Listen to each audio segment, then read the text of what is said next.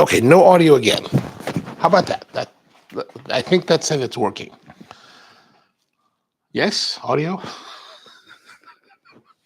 All right, welcome back to the Coffee Q&A, and I want to make sure that that just didn't turn off by accident. So yes, with audio.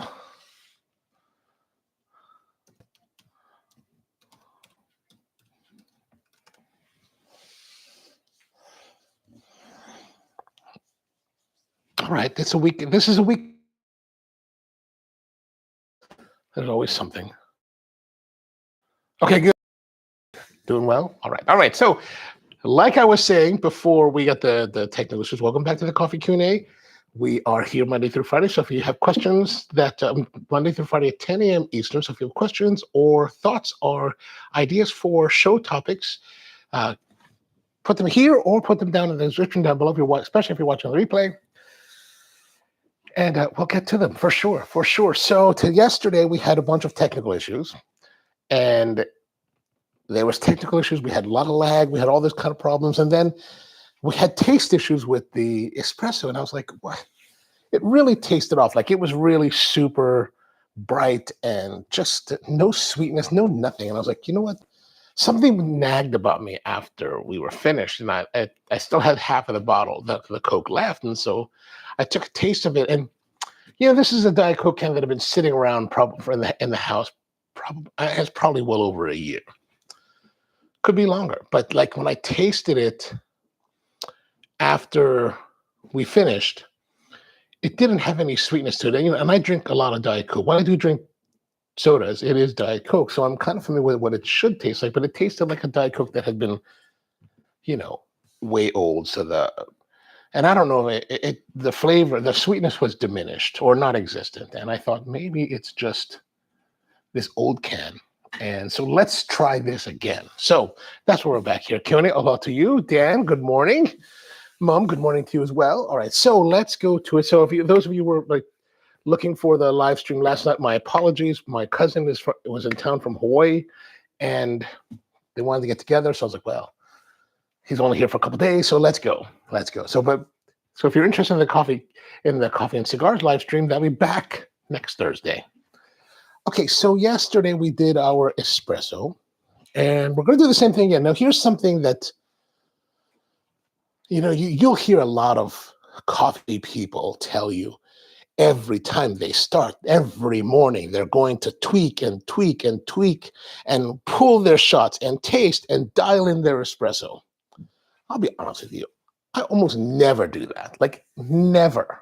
Like, okay, not never. There's always, in a working coffee shop environment, there's always incremental adjustments you might make throughout the day. But for the most part, when I walk into the shop in the morning, like I'm doing right here, I have not touched this setup since yesterday. Since we pulled the shot yesterday, I have not touched this setup at all. Not once. I haven't even looked at it. I haven't thought about okay, I washed the glassware or whatever it was that we used. That's really it. So the grind setting is the same. The coffee is the same. It's all just been the same. So here's the thing that if you have a relatively stable environment, I know, Peter, deja vu for you, right?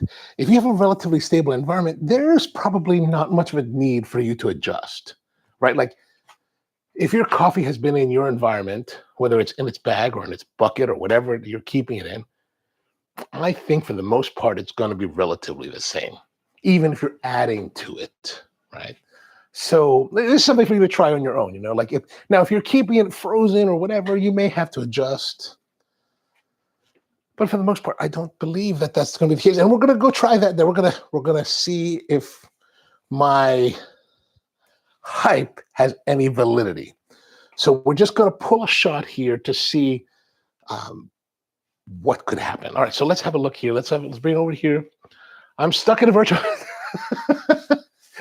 lag loop. Okay, so here's our machine, La Valentina E61 group head. Sorry, I only have this one angle for you guys.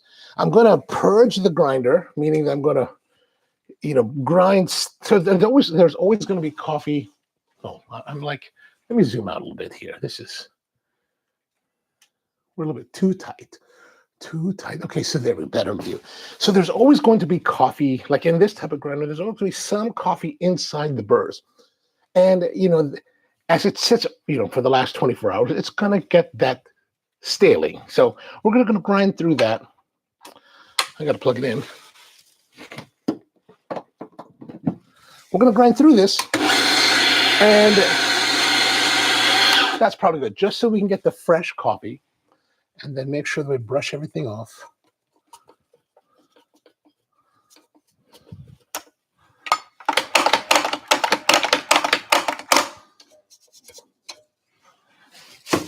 Okay, get rid of that. Good, good. So that should give us fresh coffee in the thing. So I'm going to put this back on. Like I took it off yesterday. So as you can see, I took it off yesterday. I didn't put it back. Now it has a little bit dirty. We're going to rinse it out a little bit. Just a quick rinse. Now make sure that no matter how quick you rinse, you want to leave your spouts down so that there's typically going to be, no matter how fast you're trying to rinse it out, there's always going to be water that flows through.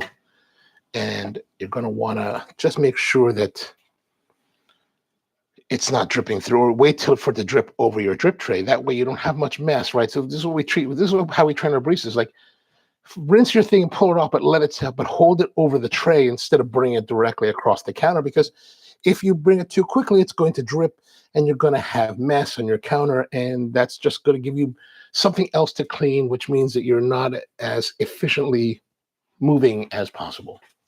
You understand what I'm saying? All right, let us grind.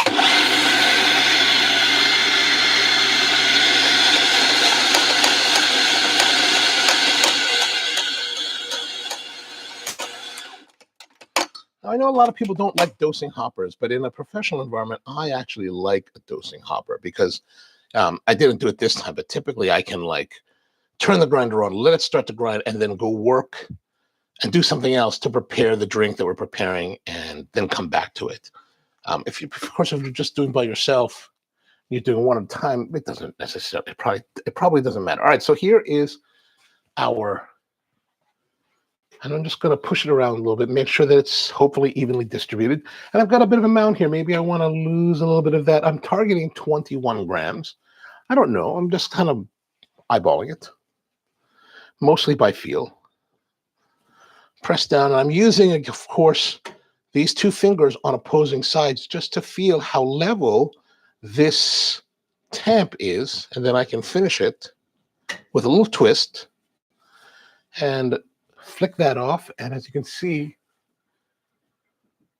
this one is the C, whatever they call it, from Reg Barber. So it's got this channel in it that helps to control the way the water flows over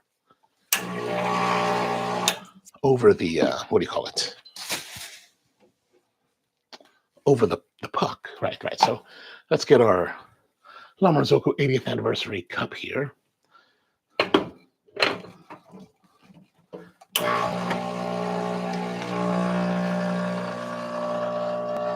Now I like to hold it. I always like to hold the cup in my hand and face it towards me so I can see the flow. Oh, it's starting to move. You see that? Did you see that moving? So a little bit. We get a little bit of bleeding around the edge, around over the lip, because it wasn't secured enough, and that pressure is pushing. I'm gonna stop there. The pressure is pushing down and pushing the portafilter to unlock. And as you can see here, we have this kind of weird looking protrusions because of this movement from the pressure of the group head. You can even see here, there's these there are these rings of coffee around there. That's totally unusual. Let's knock that out and look here.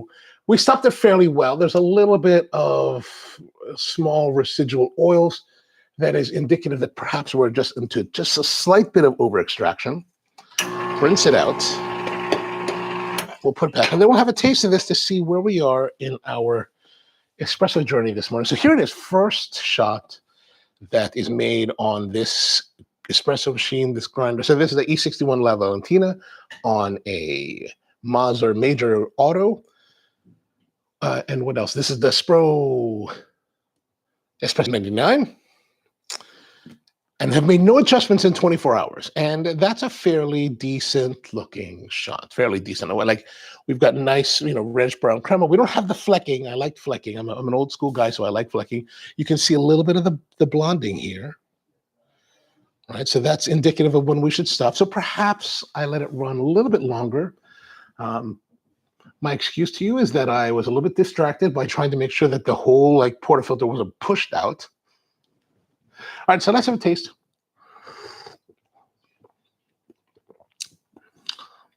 Well, cacao, some tarty notes, not really orangey, citrusy like we had yesterday, but it's tarty-ish.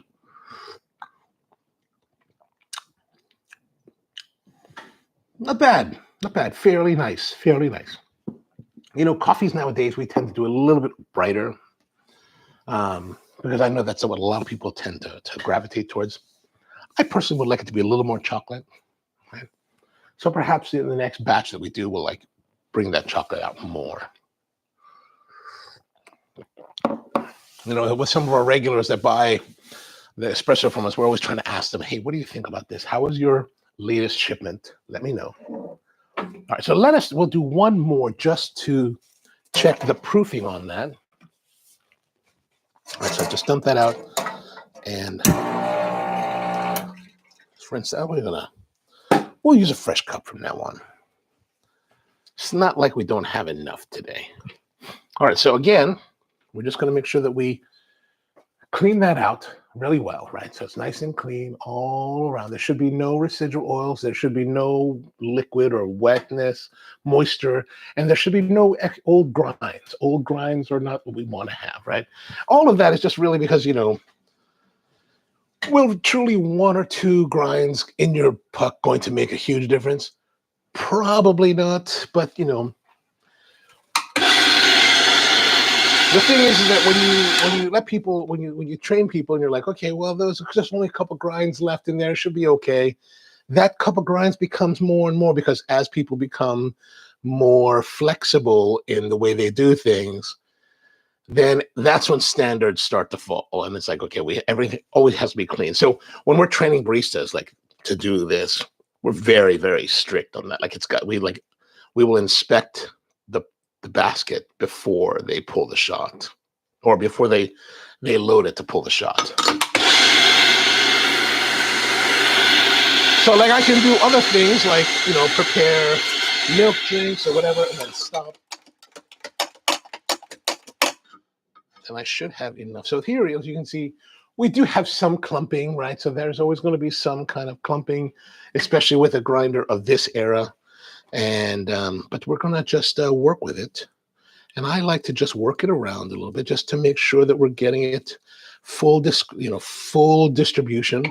Maybe just knock a little bit off of there so we have a little bit of a mound like this, right? And this should give us right around 21 grams. So again, sometimes I'll do it like this, right, where I'm holding on both ends, but it's always both sides of the portafilter basket so that I can feel the level of the puck and then make any kind of adjustment. So if I want to, if it feels too high on these fingers, I can push down just slightly until the thumb tells me that it's even, right? Because I'm looking for the rim here, the top edge of this temper and the top edge of this basket to be in uniform height. Okay, so there we are, clean. And then always a flush. I always like to make sure we flush, and we're flushing because we want to make sure that the water is clean and there's nothing on the basket. Now you can use these little tiny mirrors if you want to use the mirror so you can inspect, but I never had that until recently. Actually, this is something that I picked up because I think I saw it on Hoon's channel or something like that where people were using mirrors, and I was like, oh, that's actually quite a clever idea. Let me get one of those mirrors off of Amazon. These are like $9 or something like that. Okay, so we flushed it, lock and load, brew right away.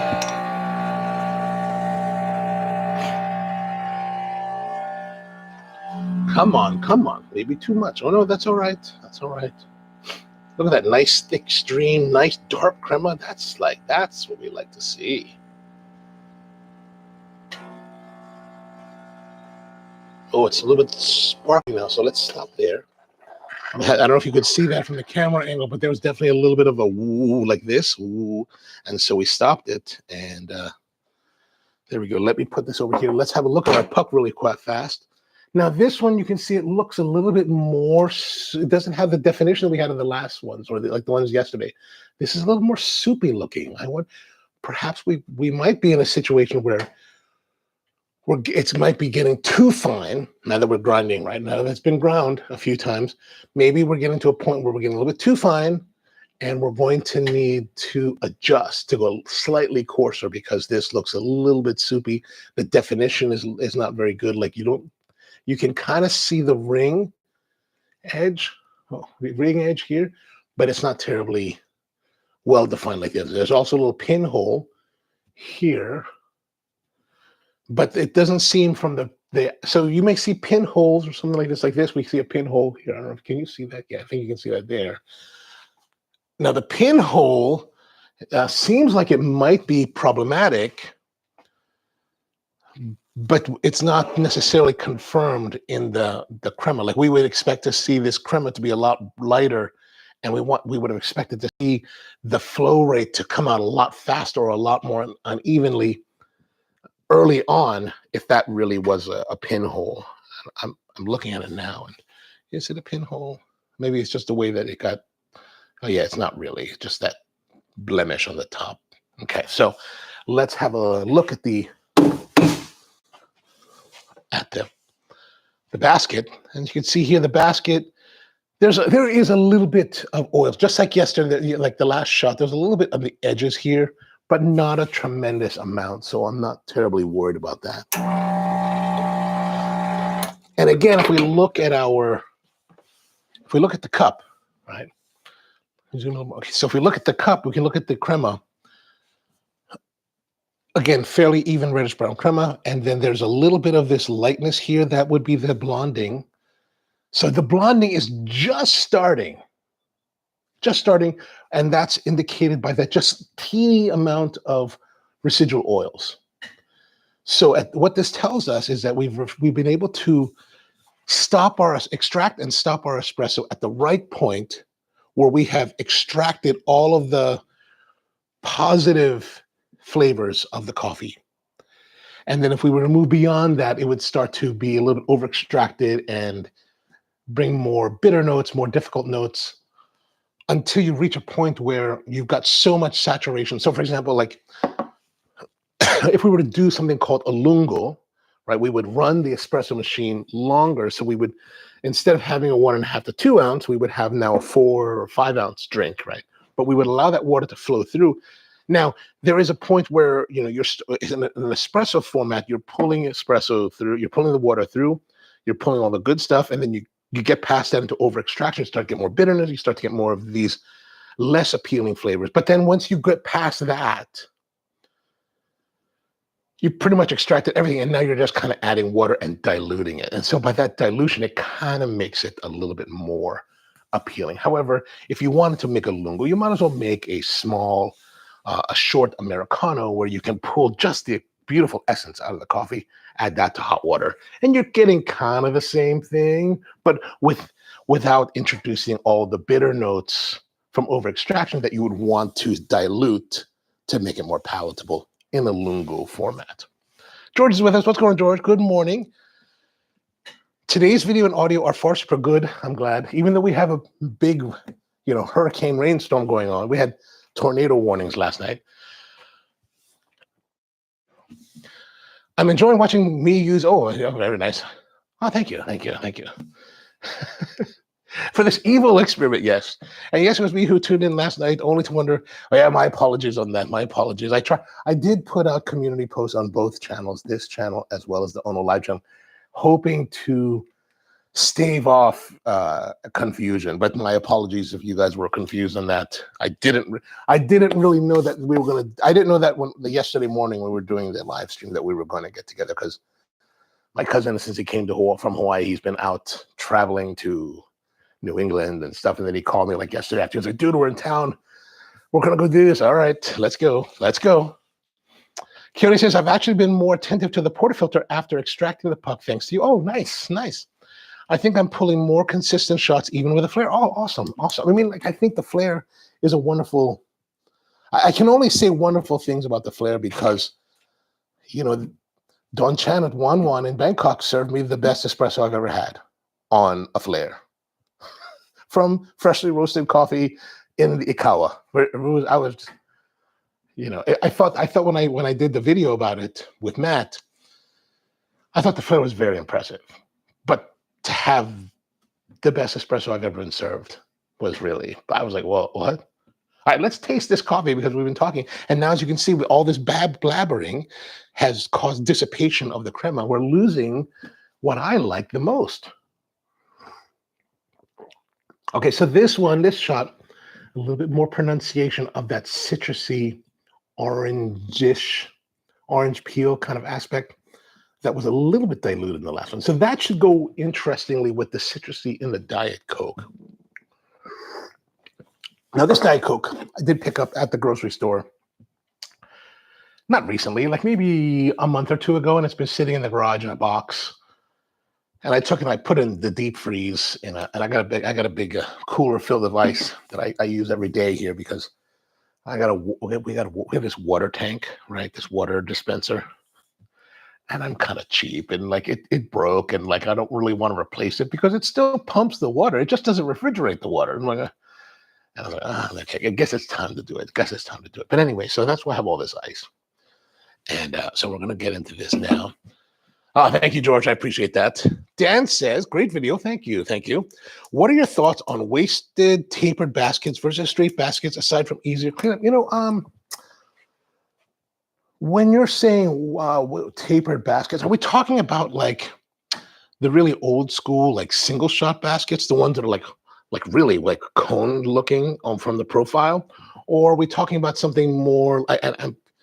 Here's where I don't really know about this, but I'm going to presume that perhaps there's a company now that's making these type of baskets. These type of baskets. Let me just clean this just a little bit. These baskets, but they're more wedge. They're slightly more wedge shape in profile. Is that what we're talking? Is that what you're talking about? I'm presuming that's what you mean. You know, I haven't.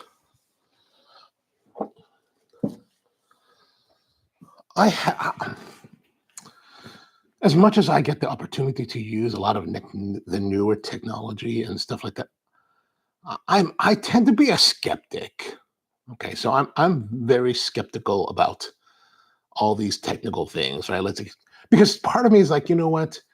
How much of these new devices are designed because we really need a solution or because they need to sell a product? And I'm never sure really like if I'm 100% convinced that it's really to solve a problem that exists.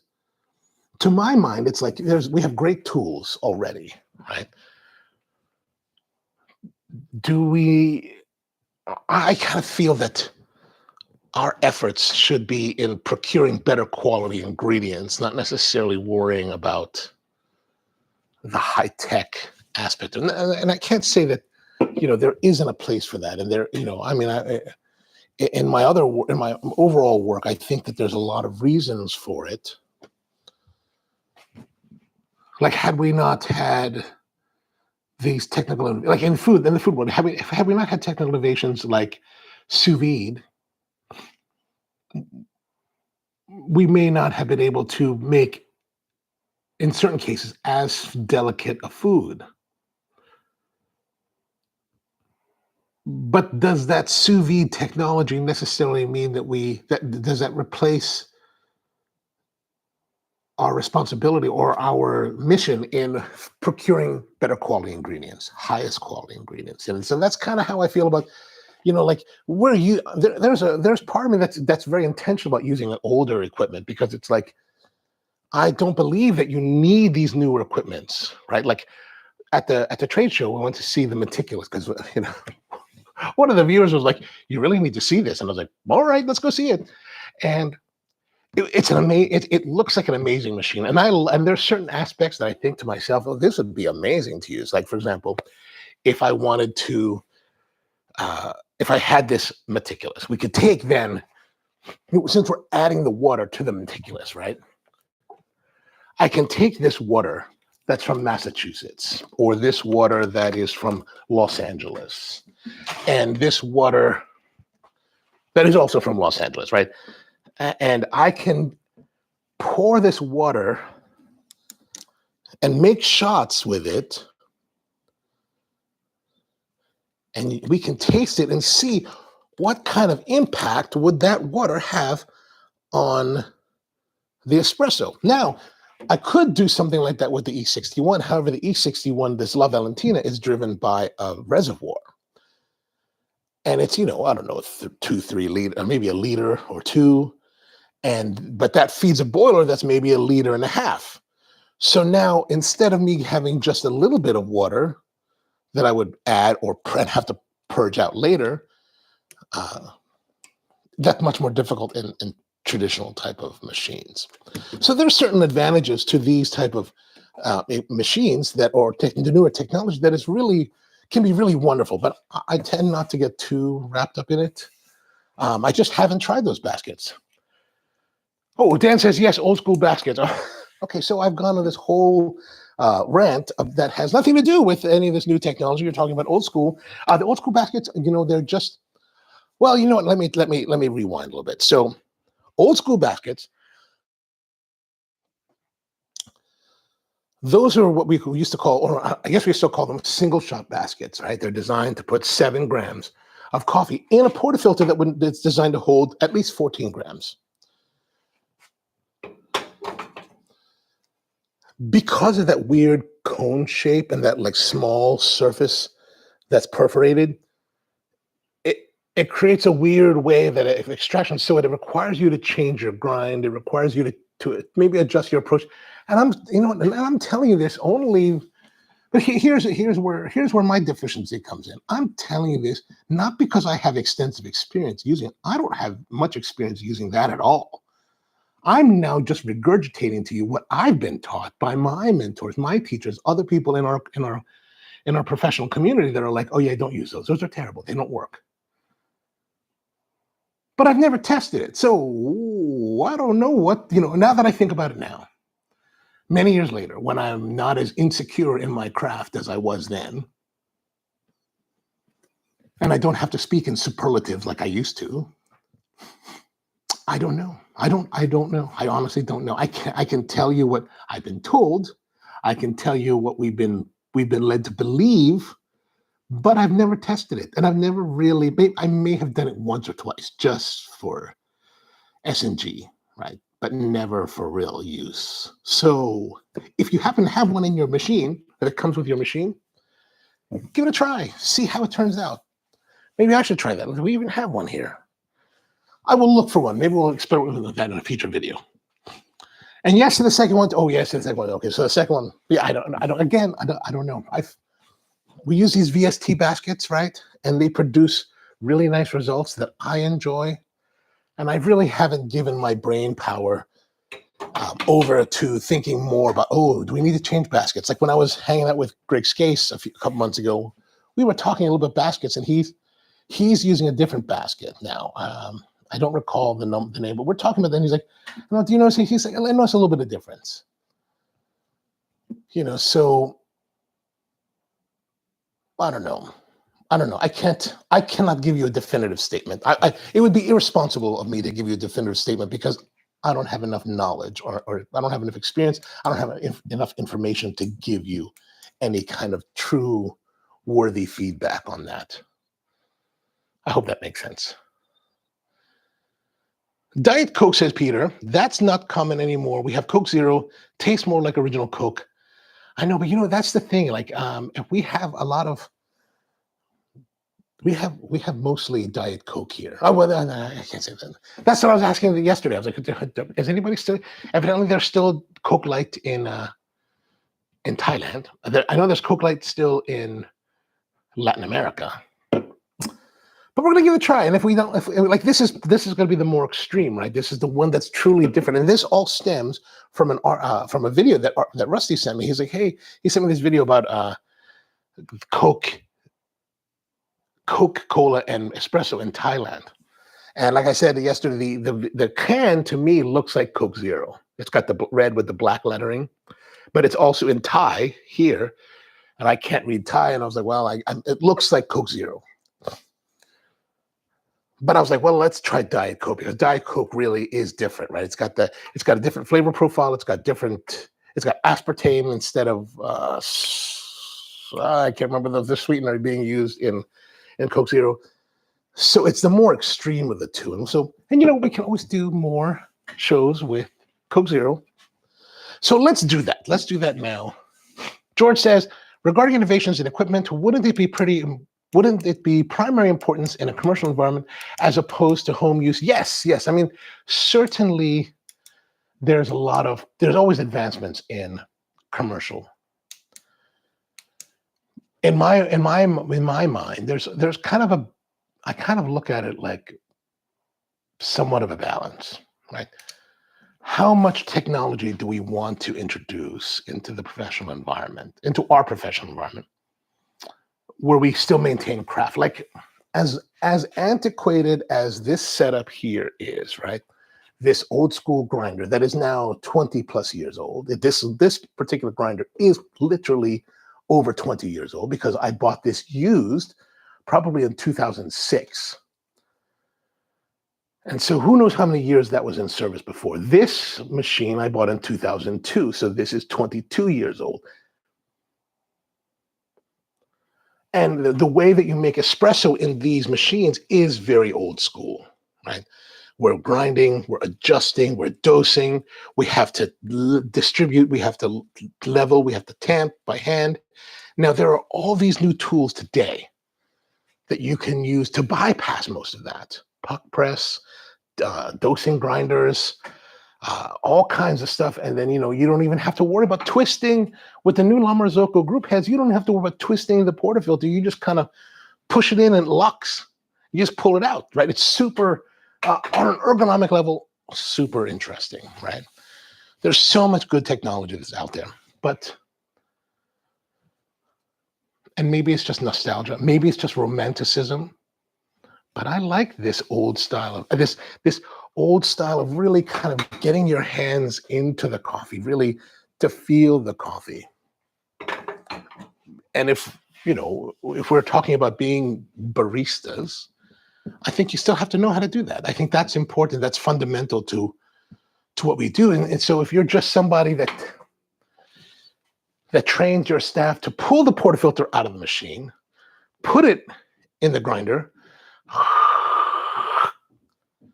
and then put it in the puck press, and then put it back in the machine, hit the button, and it does everything for you.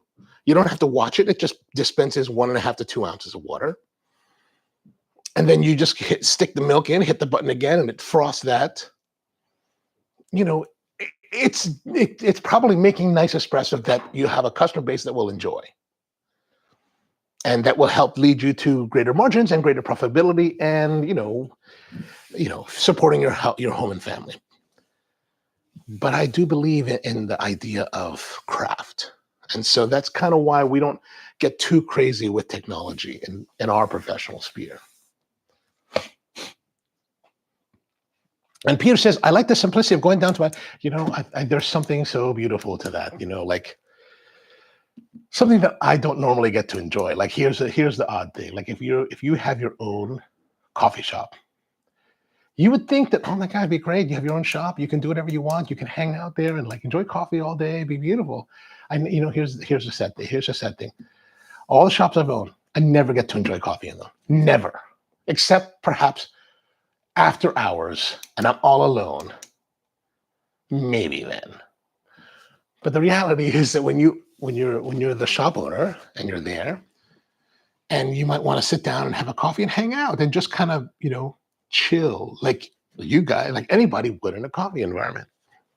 Well, I'm sitting there chilling, invariably, staff needs assistance with something. Staff has questions. Um, Otherwise, customers want to chat. Guests want to talk. And hey, how what do you do? What's going on? Blah blah blah blah blah blah blah. Hey, I was thinking about this, or do you have this, or well, I have this coffee question. Sure. And you always want to be accommodating to everyone, right? Like because then everybody is looking for your assistance or guidance in something, or at least your opinion. And so I'm very happy to talk to anyone about that. But it also means that it comes at the cost that I don't get to I don't get to enjoy that, right? So a lot of times, and then when you're in the coffee, in a certain coffee community, you just can't really go to coffee shops and hang out. Like I'll know the owner or some of the staff and they'll want to chat and they'll want to do something. And then, they're going to observe and see like, is he enjoying the coffee? What's he thinking about? Is he critiquing us? I'm like, I'm not critiquing you. I just want to hang out. So over the years, I've actually gone more to Starbucks. There used to be a Starbucks not too far from here. They closed this one location that I really liked. I would go to Starbucks and hide out. Maybe do some paperwork, do some reading.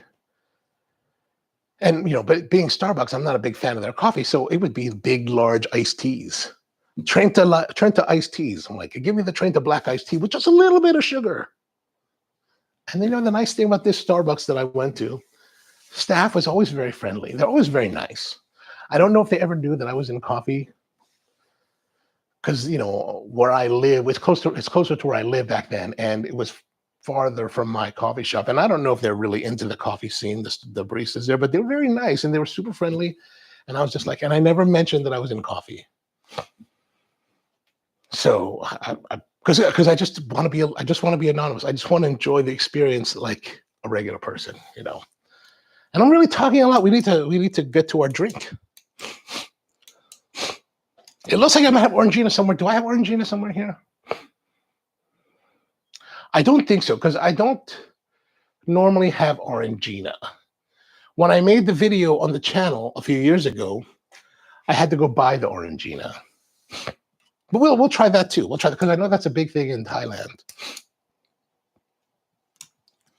And then Kiona says, I still like the simplicity of lever machines, like the Flair and Love. Yeah, I've learned a little bit more to enjoy those kind of things, like the Flair. Like when Matt first got his Flair, I was like, what is this craziness? Why are you buying that? Why are you spending $600 on that thing? That's crazy.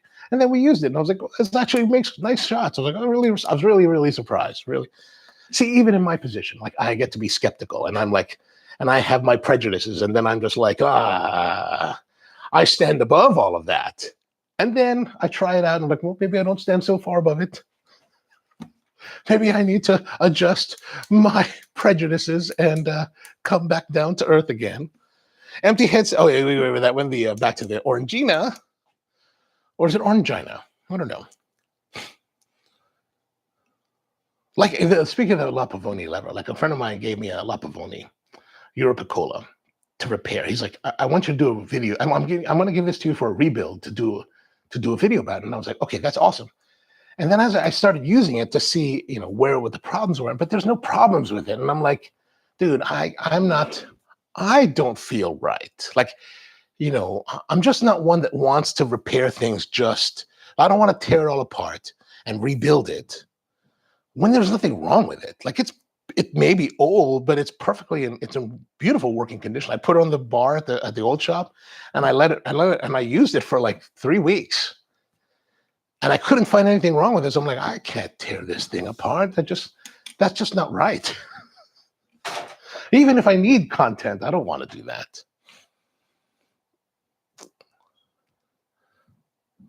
Oh, okay. They got your newer models. Okay. So Dan says, I agree with you. Sensei, why, thank you.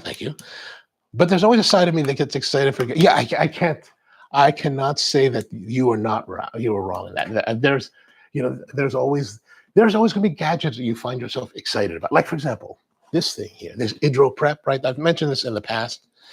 Like, I saw this on Hoon's channel.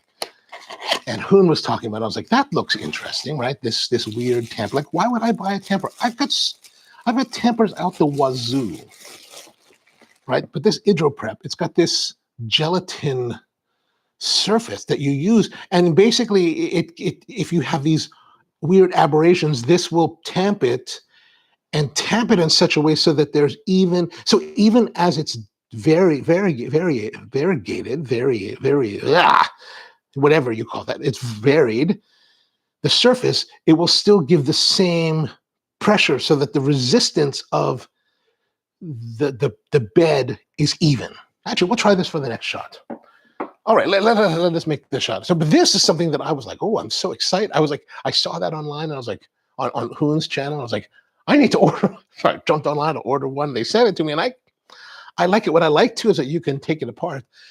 And I keep saying that I'm going to do this. I haven't done this because you know what? I'll say things that I'm going to do, but I never get to. I was thinking I'm going to put my face, because you can take this off, right? And that Hydro-Prep logo is actually just a piece of paper. You know, so I'm saying I'm going to put my face, a photo of my face on here. Or something like that. All right, so let's get to this Diet Coke espresso thing. Okay, so we're going to get a glass. Right? We got our glass here. Like we did yesterday, we're going to take it and put some ice.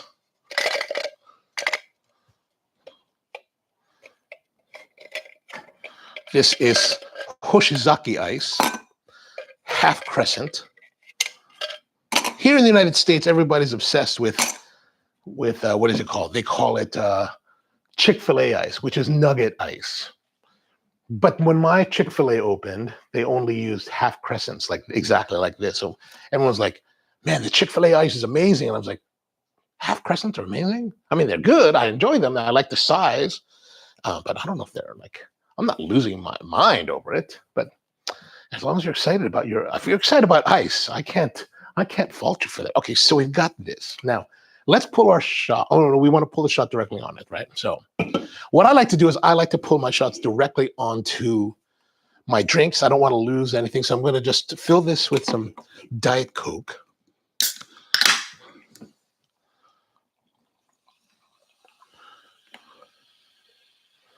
And then we're going to let this dissipate a little bit. Now, one of the problems that I realized yesterday was that Diet Coke I use was fairly old.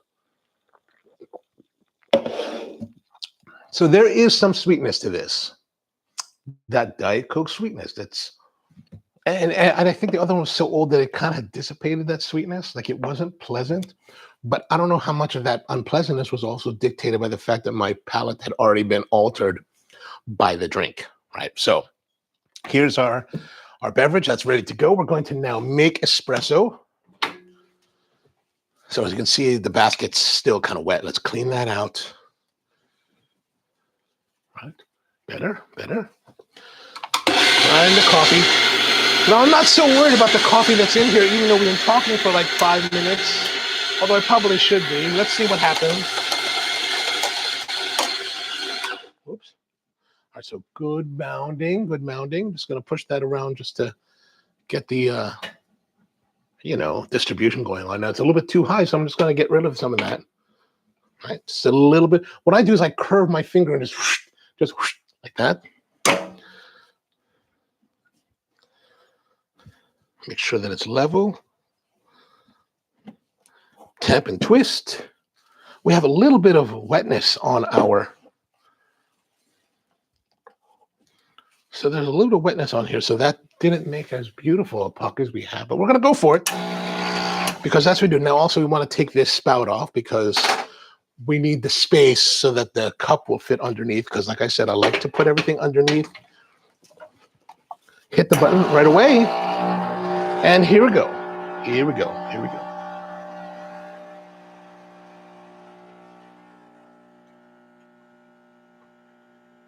Okay, now we've got some nice reddish brown flecking that looks like it's happening there, but that's also probably a reaction with the soda water and the chemicals that are in the Diet Coke.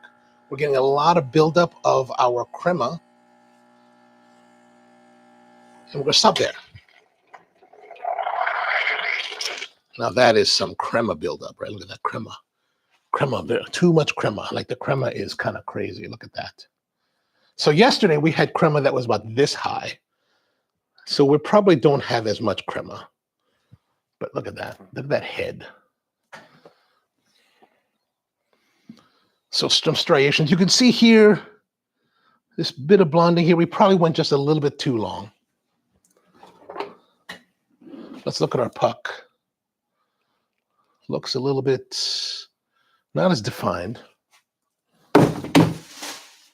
Oh yeah, see? A little bit too long. Right, there is some residual oils there in a big splotch. So I did not do as good a job this time as last. And so these are the kind of things that we train our baristas to look for as we're pulling shots, because at the end of the day, the only thing we can do with this is offer it to you, the guest, right? We can't taste it. Like, I'm not teaching, we're not going to do this whole, those bartenders, like, I don't know why. And I know they want to make sure that the flavor is right, but it does kind of bother me. Like, these guys that put their, to taste it. Why? Don't do that to my drink. You should be of a level of mastery that you don't need to do that. Well, on a theoretical level, at least. But so here's some of the things that we see when we get this crema becomes very like foam, like almost like cream, right? Like it's very thick. Look at that. Well, it tastes kind of orangey, citrus. All right, let's have a taste. Okay, that's better.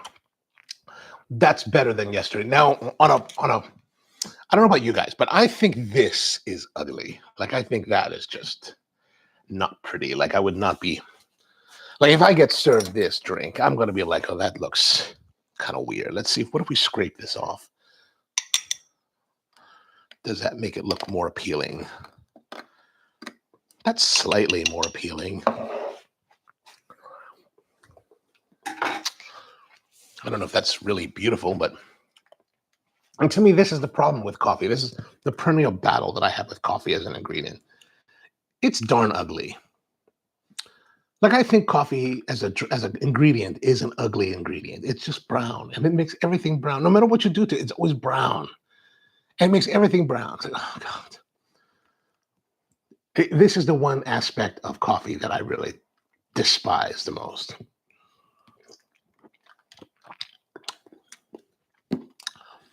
Better than yesterday. Yesterday had no sweetness, just kind of harsh, not very friendly, not very fun. This is a little more fun, a little bit more expressiveness, a little more sweet. Not awesome. Like, I can't say this is awesome.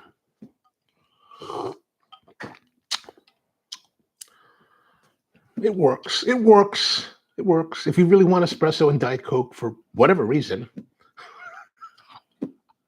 it works. It's all right. It's not bad. It's not terrible.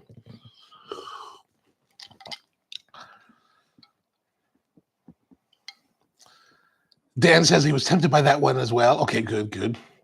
Empty Head says, I love the single rock of ice that fills the glass with just that small amount of whiskey in the bottom of the glass. Oh, yes, minus the whiskey. Gotcha. And then Keone says, Japanese whiskey ice, the only ice I get set.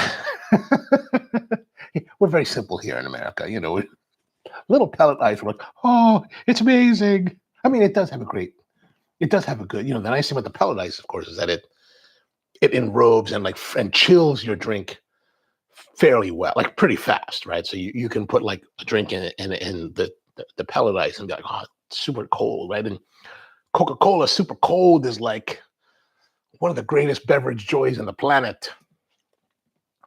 There's something about that phosphoric acid in regular Coke that's just like, that burns the back of your throat. You're like, it burns the fattiness of the burger. Oh, so good.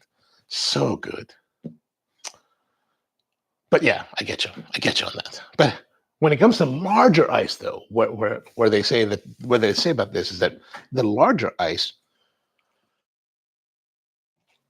does not melt as fast. Like you can see here, this is already melted fairly quickly, right?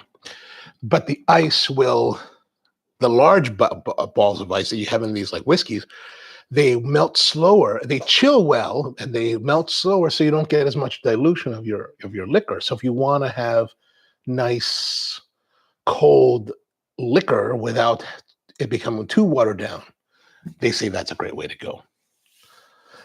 I don't know that much about whiskeys, so I can't say for sure. But I love the idea of these large ice cubes in beverages. I think it looks cool. I think it looks cool. Peter says tonic water and coffee is nice. I agree with you completely. Very, very fun. We should play more with those things. The problem, though, I think with like carbonation is that I think it makes this weird fuzzy crema. I think that happens too, if I recall, in the tonic water. And it's like visually, it's like you. Sometimes I look at those. I'm like, do I like earlier? Do I want to drink that? That just doesn't look appetizing.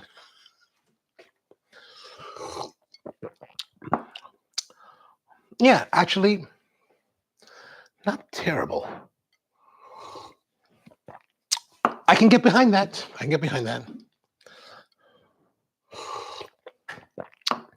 Kiona says that there's a machine here at some 7-Elevens where you can take a bottled carbonated drink, put it in, it's super chilled it, so it becomes, ooh, yeah. You get that slushiness from the inversion. When you open it up, it gets, oh yeah, that's beautiful. That's a beautiful thing. Peter says nitro coffee is carbonated. Nitro coffee is carbon. I think nitro coffee. Well, a nitro coffee, I don't know if we would say necessarily that it's carbonated because it's using nitrogen, right? And you don't get that weird, this weird foaminess, like this hard foaminess. You get that soft foaminess from the nitrogen. But essentially the same principle, absolutely. George says, I think you need to get over your bias against Brown. I'm a Ravens fan. No. But yeah. But it's just like whatever you put it to. This is my problem, right? Like whatever I put coffee in, it turns brown. I don't want it to turn brown. Like I want it to like it's so one-dimensional as an ingredient. It's just like, I mean, visually speaking, right? So it's like, huh? Which is why many years ago when we were making ice cream, the big goal for the ice cream was, can we make single origin coffee ice cream that's true to flavor, so that if you ate a couple of them next to each other, you'll be able to discern the difference between the different origins. But the bigger hurdle was also like, how do we strip the brown from that ice cream? Like I didn't want the ice cream to be brown. I wanted to be able, if I wanted to be able to color it, add, food color. This is just a hypothesis, right? Add the food colorant to the mix so that the mix was still light enough that it would take that food colorant without, because if you add, like, let's say you add, I don't know, what are the primary, green or blue or purple or blue or whatever you add to it, it just turns brown and it looks even worse. You're like, oh my God, man, who even wants to taste that? That's just disgusting. But I really wanted to strip the color out. We were able to work out a way to do that so that we actually never made batches with color because I thought that was I just wanted to be able to do that in case we want. So if I wanted to make a pink, like I guess now we could do something like that. Let's say we do pink bourbon ice cream and make it pink in color. Ooh, that's something to try again. All right.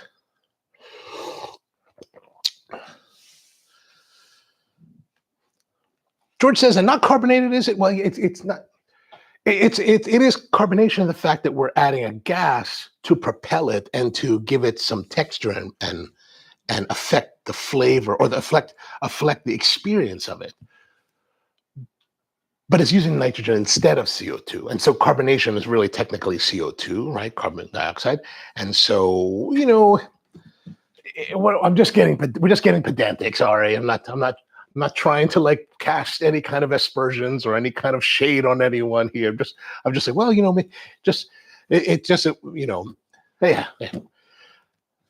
Like when you talk with industry people, you wouldn't necessarily say it in that way, right? And I don't have any predilections regarding that terminology. Like where I do have predilections about terminology is within the YouTube world, where people are like, I'm filming, you're filming, and I'm like, I'm not filming anything. I'm shooting video. Video and film are completely different worlds, right? Like I can shoot video and see my results before I shoot it. In film, I can't do that. Film is a crapshoot, right? Like, yeah, that's where I get pedantic. That's where I'm like, oh, it just makes me all. If you ever hanging out in person, you're like, we're filming. I'm like, oh, no, we're not filming. Stop saying that. Peter says, not CO2, but bubbly. Yes, absolutely. Absolutely bubbly. So you also hate chocolate? No, I don't hate chocolate, because chocolate, I don't hate chocolate. I love chocolate. It's very beautiful. But yeah, no, I don't, it's not the same, but it's just like, I'm in coffee. I'm not a chocolatier, right? So I'm not obsessed with trying to change the flavor of chocolate or the color of chocolate. But I am obsessed about trying to change this. Well, not obsessed, but I would like to. And there's no hate here. There's no hate. We love all ice creams. I just don't eat a lot of ice creams, right? Like I go to ice cream places and I eat vanilla. I know, sounds pedestrian, and it probably is, but I always want to I always get the vanilla or the cream, the crema, or the latte flavor, the base flavor, because I want to see what the base tastes like, right? What is the foundation of that ice cream? And then, like, if I go, like this one ice cream shop I've been going to lately, right? I'll go there, and I only order one thing, and they give their single scoop gives you 2 little scoops, right? So I get vanilla on the bottom, and then usually cookies and cream on top. Yeah, I know, pedestrian. I get it. But as I'm there, they're like, would you like a taste? Yes, I would like a taste. And I'll taste maybe 2 or 3 at a time, whatever looks interesting to me. But really, most of the time when I taste these interesting looking flavors of ice cream, I don't want a scoop. I just want to taste it. I just want to know how it tastes because I'm curious. But if I want to eat ice cream, just give me the vanilla. If it's a good vanilla, I can tear that up. Maybe the chocolate, sometimes cookies and cream, maybe once in a while a variation. Oh, peanut butter chocolate. That can be very good. Like Keone, you might relate to this. Like years ago when I was driving for Robert's Hawaii, this tour company, I used to drive big MCI Greyhound style tour buses. We would be driving by, was it Like Drive-In? I want to say Like Drive-In on Keomuku, but I think it was the other place that was on, what's the street that has the, where Ono's Hawaiian barbecue, Hawaiian foods used to be? Kapahulu. On Kapahulu, there was another drive-in where I would stop in and they would have this thing called the Ono shake, which is basically a chocolate peanut butter shake. Man, I used to go there like once a week and just get the shake and drive. And you'd think that you're working and driving and you'd lose weight, but no, not when you're eating Ono shakes and then going to Kenny's drive-in later. It's terrible. Life in Hawaii is terrible. Life is terrible there. George says that vanilla will reveal the ingredient quality. Absolutely. I totally agree with you. Empty Head says a good vanilla. Yeah, baby. I totally am with you guys on that. And George says aeration isn't carbonation. No, aeration is, definitely not. I would definitely not consider aeration to be carbonation. Carbonation is relatively specific in the beverage industry where you're actually injecting, like with this, injecting carbon dioxide into the liquid, right? So whether it's Diet Coke or tonic water or club soda or any of those things that are carbonated, it's really carbonation because you're putting the CO2 in it. So that's kind of the big definition for carbonation. Now, you'll use things like carbonation even in beer. Like, I don't know beer too well, but carbonation can be used like in 2 ways. Like you can use carbonation at like 150 psi to inject into liquid like you would for soda making. But you can also use carbonation at lower pressures, I think 60 to 90 psi is what they use. in beverage, like say beers, to push the beer. So typically carbonation in beer, and I don't know beer that well, so I'm totally high, I'm totally going on very weak knowledge in saying this. But carbonation beer is done through fermentation. So the fermentation of the beer creates the carbonation, and then they bottle it. They will use carbonation or CO2 in the lines to push the beer through. So when you have your pony kegs, right, it's filled with the beer should be carbonated already. And they're using just a 60 to 90 PSI just to pressurize the can so they can push it through the line to the tap, right? So like, you remember when you were younger and you're like going to the keg parties and everyone's there, and pumping it out, right?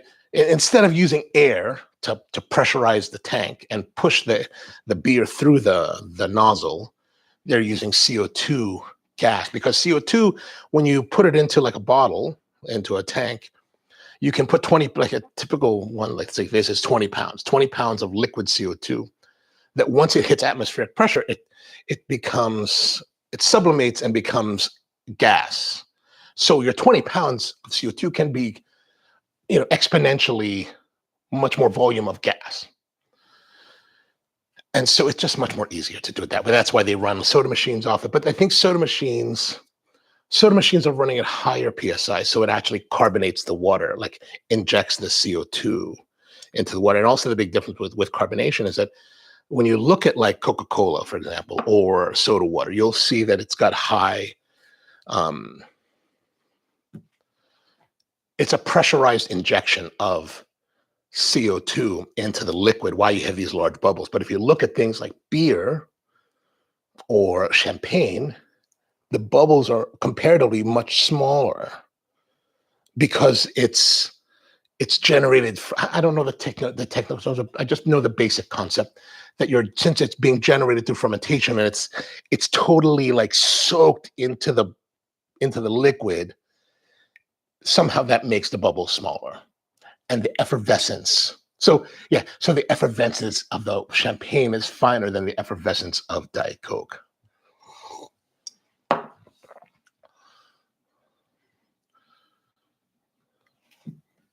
All right. That's a lot of talking for a Friday. All right. That should be it for today. We're going to stop here because, so you guys are right. We should try, maybe we'll try the Coke Zero. Maybe we'll do next week is Coke Zero and then to full on Coke to see the difference. So we can see this progression of difference. How much better is Coke Zero than Diet Coke? So especially since there's more Coke Zero around the world now and nobody drinks Diet Coke except for psychos here in America. And it's not terrible. It's not terrible. It's not terrible. It's not terrible. I don't know if I'm ever going to like sit around and be thinking, I would like to go and have a Diet Coke and espresso versus a regular Diet Coke with my Popeyes. Oh yeah, if you're here in America, Popeyes wings, I think they're a pretty good deal. $7.50 for 6 wings with the lemon pepper. Actually, pretty good. Pretty good. I've had it a couple times over the last couple weeks. KC Drive-In, exactly. Thank you. They had the Ono shake. Gosh, so good. So good. So still to this day, so I don't know why I decided to try that. I think maybe one of the drivers at Get Roberts were like, you need to try this shake. I was like, wow, really? Okay, going. And I went and I started going all the time. It was so bad. Fat guys should not be drinking shakes like that. But ever since then, I've had an enjoyment of like, if I run it, like this one place that I go to now, I haven't been there in a few weeks, but like they have this chocolate peanut butter ice cream. So that goes on top of it. So for me, vanilla, hard packed ice cream, always sugar cone, not the waffle cone, not the cake cone, not the cup. Like if you have a cup of ice cream, I'm missing out. Like I feel like I'm missing out. So sugar cone, hopefully it's really fresh, so it's nice and crisp. Vanilla, and then whatever flavor I'm adding. Because I want the vanilla to be the last flavor, right?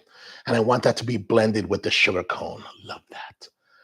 Like when I go to and so cake cones, soft serve ice cream.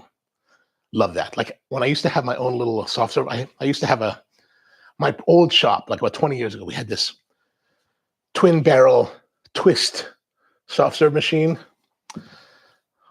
I would just go in, pump in the vanilla into the just cone, the cake cone, and just eat that. Like sometimes I'll go to some of these ice cream shops, like, I don't want the rest. Just fill the cone and that's it. Because to me, that combination is just such a, like, the people always want, I want to get the 9 twists. I don't want 9 twists. Just put 1 twist over the top and I'll be very happy. I do not need to eat 9 twists of ice cream soft serve. Right. Keone says that the waffle dogs at KC's. Oh, I never had the waffle dogs there. You know where I used to go to? I used to go to Hot Dog on a Stick in Kaneohe at the Windward Mall because this girl worked there that I had a crush on. I was like, oh, she's so cute. So KC is so Peter, in Hawaii, we have these things called drive-ins. And I think at one point in time in Hawaii history that they were actually places like the old school American style drive-ins where you would drive up and people would come and car hop and serve you at the car. But it's a terminology that pretty much has gone away in America and on the mainland, but it has still resounded over the years in Hawaii. So by the time I moved to Hawaii in 1988, that was still there, but all that car hop stuff, if it ever had existed at some point, was already gone. But basically, a drive-in is a place where you go to buy quick serve meals that are local specific, meaning, so in Hawaii, there's people that are of Hawaiian descent that are actually Hawaiians, like Keone would be Hawaiian. There's everybody else that's from Hawaii that would be considered local people. So locals, they would just be called locals. So these are places that serve local style food, and local food in Hawaii is a conglomeration of, all the different cultures that have moved there. There's influences of food from Hawaii, from the Philippines, Japan, China, Puerto Rico, Brazil, the Portuguese in Brazil, and then even some European stuff. So you go to places and you'll order something like a hamburger steak, which is somewhat German in origin, but also very Japanese. And hamburger steak is like hamburger patty with a brown sauce, maybe some mushrooms, and then that's your protein. So you'll have that, or teriyaki chicken, teriyaki beef. You'll have some places that serve pork adobo. Some places will serve pork kalua pig, which is the shredded, slow cooked pig from Hawaii, and you'll have some kind of protein. Chicken katsu is a very popular, one of my favorites. And you have the protein, and then you have 2 scoops of rice, so 2 scoops of white rice, white steamed rice, and then a scoop of macaroni salad. Definitely not the healthy way to go, right? Like if you're looking for like truly healthy food, like 3 scoops of carbs is probably not the ideal thing, especially if you're going to sit around and vala'au and talk to people all day long after you eat instead of going for a hike or a run. But this is kind of the food. And so these drive-ins, which are ubiquitous across the islands, serve these type of plates, what we call plate lunches, right? And plate lunches can be eaten pretty much any time of the day. But that's essentially the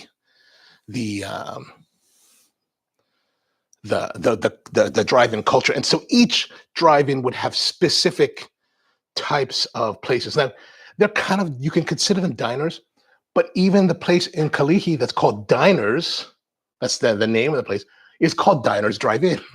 So you can go to these different places and they'll have, and certain places will be known for certain plate lunches or certain proteins that are like, they're classic, right? Like there's this place called Kaneki's. I don't know if it's still there, but Kaneki's in Waimanalo. And they would make this pork adobo. And I would go there like once in a while. Like it has to be blue moon kind of stuff because, man, the pork adobo is so fatty. Like I felt like, oh man, this is just too much for my veins because it was like super fatty, but really delicious. And then the typical plate lunch is also very large, right? Like it's big. Like it's a lot to eat. Like 2 scoops of rice, a scoop of macaroni salad, and then like protein. It's a lot to eat. And then if that wasn't enough, you could go to places back then, like a place called Masu. Masu had a place called Masu's Massive Plate Lunch, where the plate lunch was even bigger. Today, you can still get a big plate lunch by going to places like Ray's Cafe, where Felix will be like, "How you, brother?" And you order this food, and it's relatively affordable. But like, like once a week, you'll have like the prime rib plate with the prime rib like that. That's about that thick, and you're like, for like now, before it used to be $9, but now it's like, I don't know, $20. But it's still like you go there and you're like, Felix, like, how am I supposed to eat this? So that's kind of that. So in a nutshell, that's a quick rundown of the diner culture that KC Diner belonged to, because like the place, I think KC's been gone for a while. Like that I mentioned earlier had been gone for a while. So there are still places like Rainbows, Byron's, the one that was at the airport that I used to get fried chicken from. I love their fried chicken. Gone. Yeah, a lot of them are gone now. And Keone says, actually, Casey used to have, okay. Yeah, I mean, I figured that they must have had car hops in the day. It was just days before I got to Hawaii, so I never got to know that. Keone says, Peter Lee, it was driving, yes, it was driving in Hawaii. And then we have drive-in cafe here. So, interesting. So I guess they're similar in this vein. Keone says there was a Hawaiian music group that was named 3 Scoops of Aloha for that reason, 2 scoops rice and 1 scoop. Oh yeah, I remember that group. Here on the East Coast, about an hour from where I live, in a place called Hanover, Pennsylvania. And I haven't been there I haven't been there since I was since I was in college years. Like, it's been decades, but it's still there. And I believe they still do the same thing. It's an old school drive-in called Tropic Treats, something like that, in Hanover. Every year I think about going, and every year I never make it. But we used to go there when I was a lot younger with some friends that turned us on to. But basically, they still do the car hop service, from what I've been told. Like, you pull up and you hit the button, and you order, and they bring the food out to you. They don't do roller skates like they used to, but they just bring the food out to you. And I went to a place 2 summers ago when I was in Cleveland. I went to Akron, Ohio first, and I found a place that I forgot the name. I have to look it up, but I found a place that also was like the hot dog joint where you order from the car and they bring it out to you. So they're still around. And of course, here in America, we have this thing called Sonic Burger. They kind of do the same thing, so it's still kind of fun, but food's a little bit different. All right, too much talking. Time to go to work. I got to go visit a client. Hopefully the rain has stopped. Got to go and deliver more coffee today. No dine-in, just drive in for coffee. Oh, okay, gotcha. Understood. Well, that sounds good. That sounds like a good way. All right, well, that's going to be it for today. Thank you very much for coming and hanging out with me for this long time. We're pretty long today. Back again on Monday with more coffee Q&A. So come and join us. So what do you plan for the weekend? I'm going to be heading to my cousin's in town, so we're going to be doing some stuff. He's having his mom is having a party for him, so he can go back to Hawaii on Sunday. And so we got that. And yeah. All right. Hope you have a great weekend. See you guys back again on Monday. Thank you, Mom. Good to see you. Keone, as well as Peter and everybody. Thank you, Dan and Michael and everybody else out there. Empty Head, good to see you as well. Keone says Zippy's is probably the most popular old school drive. Yeah, that's true. Zippy's. Yeah, if you ever go to Hawaii, Zippy's. So when I go to Hawaii, there's 2 places that I go to, depending on the time of day that I arrive. Like, if I arrive and I get out of the airport and get my car and it's past like 5 or 6 o'clock, I'll go to Zippy's. If it's before that, my first stop is Helena's on North School Street. Helena's, for those of you. So where Zippy's is that kind of drive-in kind of place we're talking about with all these like different dishes. Helena's is this old school Hawaiian food joint where Craig has now taken over from his auntie, who was his Auntie Helena. And I remember Auntie Helena feeding us many years ago when I was still in the halau, and Helena's used to be on King Street, across the street from our halau. And I was like, oh. Anyway, the pipikalo short ribs at Helena's, just like, that's what I dream of. So first stop is either Zippy's for the chicken and chili plate, or Helena's for the pipicalo short ribs.